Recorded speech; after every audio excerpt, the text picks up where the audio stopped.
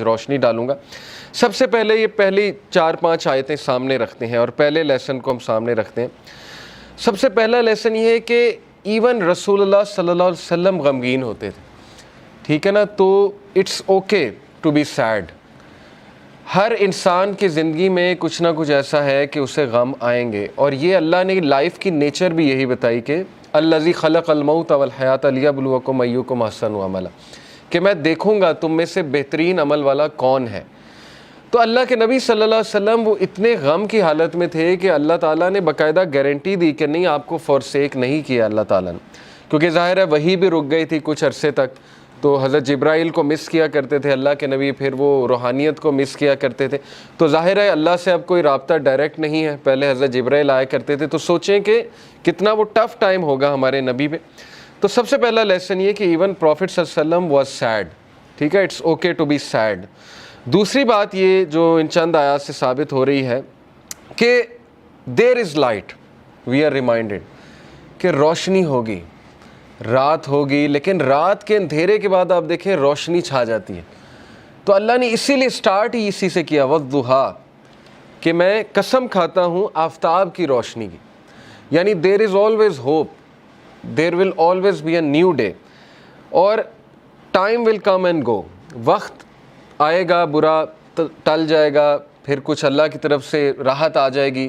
تو this is how things happen, life کی nature اللہ تعالیٰ بتا رہا ہے کہ یس اندھیرا بھی چھا جاتا ہے اور وہ پورا کا پورا چھا جاتا ہے، لیکن کبھی بھی اندھیرا پورا کا پورا نہیں رہتا ہے، صبح ہوتی ہی ہوتی ہے۔ تو اسی لیے اللہ نے سٹارٹ ہی والضحیٰ سے کیا، واللیل اذا سجا، اور جب رات کا اندھیرا چھا جائے، ما ودعک ربک وما قلی۔ یہاں سے یہ بھی ثابت ہوتا ہے کہ ضحیٰ پریئر جو ہوتی ہے، جسے ہم چاشت کی نماز بھی کہتے ہیں نا، 2 رکعت نفل، تو اس کے بارے میں ایک حدیث سنا دیتا ہوں۔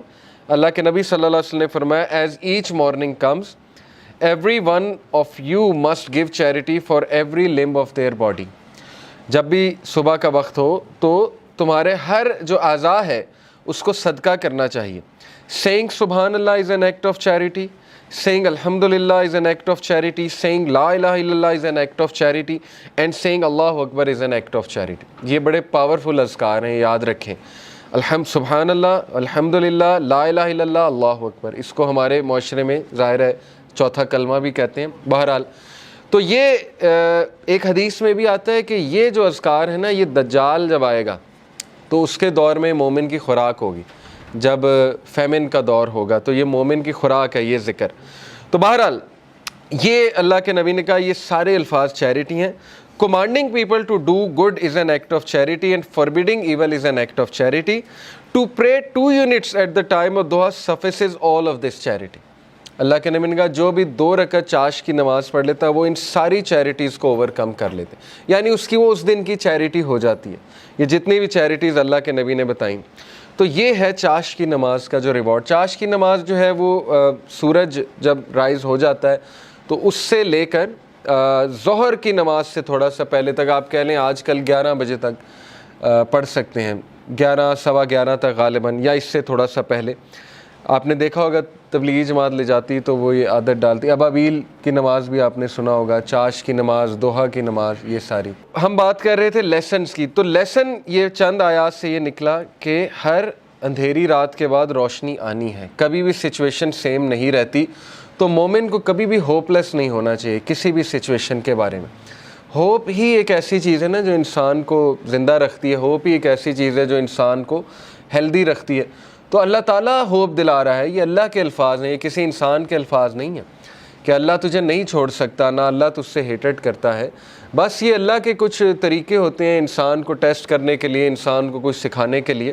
اور پھر اللہ نے وعدہ کیا وَلَلْآخِرَةُ خَيْرٌ لَكَ مِنَ الْأُولَىٰ، کہ اے نبی یہ دنیا تو ہے ہی آپ کے لیے بہت بہتر، لیکن یہ کہ آخرت اس سے بھی بہتر ہوگی آپ کے لیے۔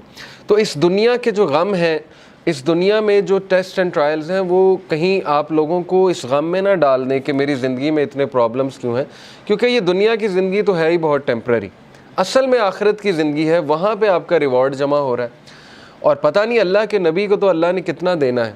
دیکھیں انا اعطیناک الکوثر، جب یہ صورت نازل ہوئی تھی تو اللہ کے نبی بہت خوش تھے، اور صحابہ نے خوشی کی وجہ پوچھی تو اللہ کے نبی صلی اللہ علیہ وسلم نے کہا کہ اللہ تعالیٰ نے مجھے آج بہت بڑی خوشخبری سنائی کہ اللہ نے مجھے الکوثر دینا۔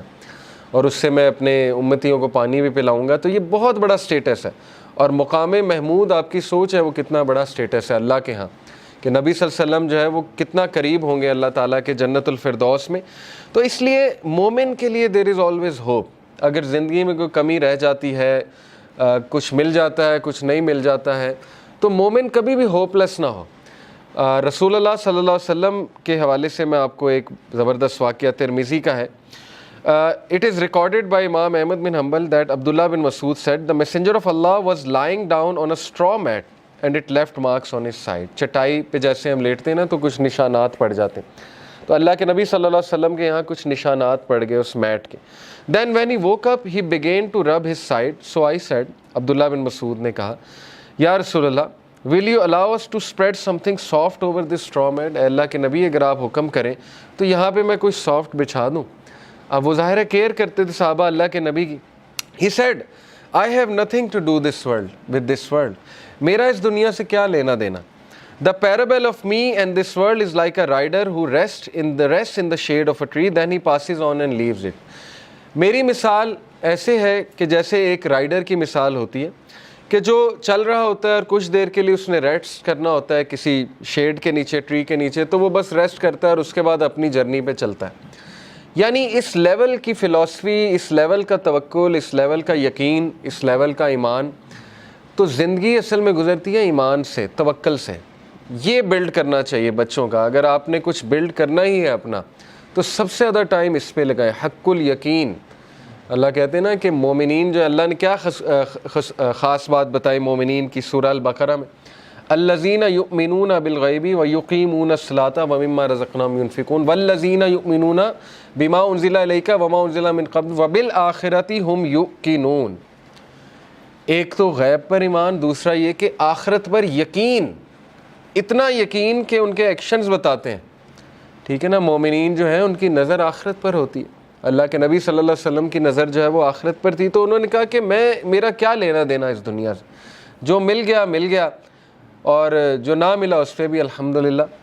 تو یہ بہت بڑا لیسن ہے، یاد رکھیں کہ مومن کا جو دن گزرنا چاہیے نا، وہ جو مائنڈ سیٹ ہونا چاہیے ہمارا، وہ آخرہ اورینٹڈ ہونا چاہیے. اس پہ بہت میں بار بار فوکس کرتا ہوں. اس لیے اگر آپ نے کچھ پڑھنا ہی ہے نا تو کچھ ایسا پڑھیں جس سے آپ کا یقین بلڈ ہو.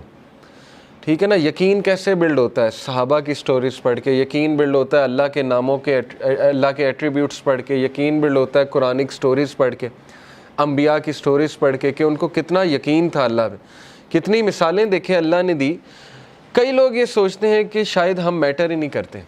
یقین کریں مجھے کئی لوگوں کے الفاظ یاد ہیں کہ وہ جب بھی ہم ان سے بات کر رہے ہوتے ہیں، کوئی غمگین انسان آتا ہے تو وہ ایسے الفاظ کہتے ہیں کہ شاید ہم اللہ کے لیے میٹر ہی نہیں کرتے. اس پورے نظام میں اللہ کو پتہ نہیں خبر ہے ہماری کہ نہیں ہے. یہ اصل میں دیزم کا عقیدہ ہے نا. کرسچنز میں ایک برانچ ہے دیزم. ان کا عقیدہ ہے کہ اللہ نے کائنات بنائی اور چھوڑ دی. تو یہ تو کفر ہے نا. اللہ تعالیٰ کا تو ایٹریبیوٹ ہے اللطیف. ابھی میں آپ کو اللطیف انشاءاللہ بتاتا ہوں کہ اللطیف ہوتا کون ہے. بہرحال اللہ تعالیٰ تو اپنے لوگوں کے بارے میں اتنا باخبر ہے اور اتنا پریسیجن کے ساتھ اللہ نے ایک ایک چیز کی ہے کہ آپ سوچ نہیں سکتے. ابھی میں انشاءاللہ آپ کو اللطیف ریوزٹ کراتا ہوں ہوتا کہ تو یہ بھی شیطان کا وسوسہ ہے کہ ہم اللہ کے لیے میٹر نہیں کرتے. اللہ تعالیٰ بتا رہا ہے کہ وَلَلْآخِرَةُ خَيْرٌ لَكَ مِنَ الْأُولَىٰ، اور یہ کہ الم یجد کا یتیمن ووجدک ضالًا فہدیٰ، کہ اے نبی تم یتیم تھے، کیا اللہ نے تمہاری ٹیک کیئر نہیں کی؟ جیسے اللہ نے پاسٹ میں تمہاری ٹیک کیئر کی ہے تو فیوچر میں تمہیں چھوڑ دے گا. کیسے تم نے امیجن بھی کیسے کر لیا اللہ تعالیٰ سے یہ. تو اس لیے شیطان جو ہے یاد رکھیں ہمیشہ آپ کو اللہ کے بارے میں بدگمان کرتا ہے اور وہ یہ آپ کو کہتا ہے کہ پتہ نہیں اللہ نے تجھے چھوڑ دیا ہے، تو میٹر ہی نہیں کرتا اللہ کے لیے وغیرہ وغیرہ. تو اس لیے یہ بات یاد رکھیں کہ اللہ کے ہاں ہوپ ہی ہوپ ہے. اللہ کے ہاں دیر ہو سکتی ہے لیکن اندھیر نہیں ہے. ٹھیک ہے نا. اس کی بہت سی حکمت ہے اس دیر کی. اللہ تعالیٰ پتہ نہیں آپ کو کیا ریمائنڈر دینا چاہ رہا ہے آپ سے، کیا آپ کو ٹھیک کرنا چاہ رہا ہے، آپ کے کون سے سکلز کو باہر لانا چاہ رہا ہے اللہ. کئی مثالیں نیچر میں دیکھ لیں، کتنی مثالیں. بٹر فلائی کس طرح سے بنتی ہے، کبھی بٹر فلائی کی آپ تخلیق، بٹر فلائی پر کیسے نکالتی ہے، کیٹر پلر سے بٹر فلائی کیسے بنتی، کتنی تکلیف ہوتی ہے اسے. کبھی اس پہ آپ پڑھیں. ایگل جو ہے وہ کس طرح سے اپنے پر نکالتا ہے، کبھی اس پہ ریسرچ کریں جب اس کے پر خراب ہو جاتے ہیں. تو کائنات کی ہر تخلیق اس بات کی گواہی دے رہی ہے کہ ایفرٹ ہے، لیکن یہ کہ اللہ کے ہاں دیر ہے لیکن اندھیر نہیں ہے، اور اللہ تعالیٰ دیتا ہے، ہر ایک کو دیتا ہے۔ بہرحال اس سے آگے ہم پڑھتے ہیں وَلَسَوْفَ يُؤْتِيكَ رَبُّكَ فَتَرْضَىٰ۔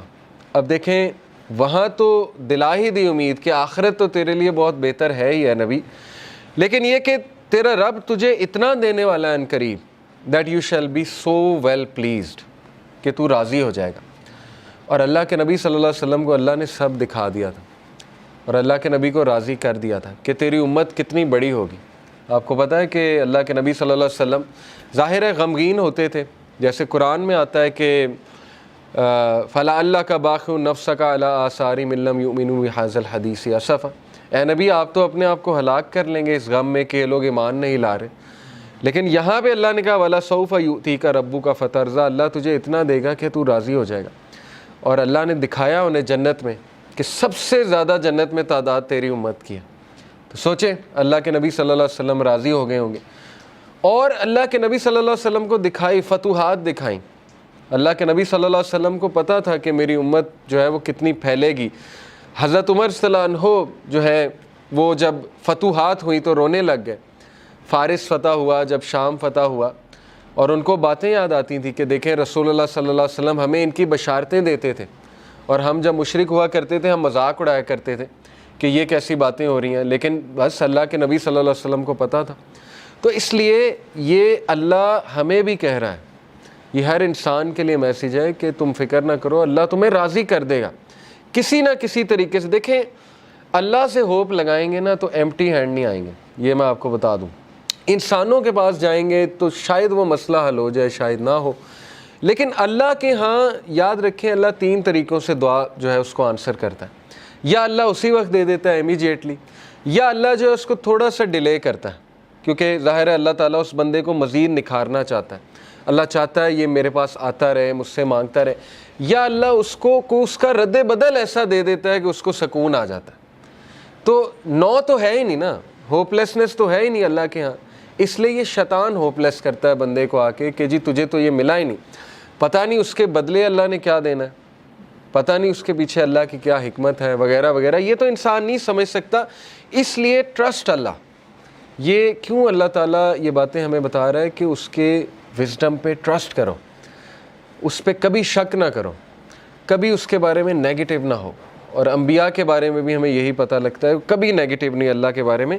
اور پھر اللہ سبحانہ و تعالیٰ اللہ کے نبی کو دیکھیں کاؤنسل کرتے، الم یجد کا یتیمن فآویٰ، دیکھیں اللہ کے لیے کافی تھا۔ کچھ لوگ کہتے ہیں نا کہ نہیں آخرت کا وعدہ ہو گیا بس کافی ہے، دیکھیں اللہ یہاں پہ بات ختم ہو جاتی ہے اللہ کے نبی وَلَلْآخِرَةُ خَيْرٌ لَكَ مِنَ الْأُولَىٰ، آگے اللہ دلیل دے رہا ہے، اللہ کے نبی کو دلیل دے رہا ہے۔ دلیل کیا ہے کہ الم یجد کا یتیمن فآویٰ، کیا نہیں اس نے تجھے یتیم پایا اور تیری حفاظت نہیں کی؟ دیکھ لیں اللہ کے نبی صلی اللہ علیہ وسلم کو اکیلا چھوڑا اللہ نے کبھی؟ ایسے مطلب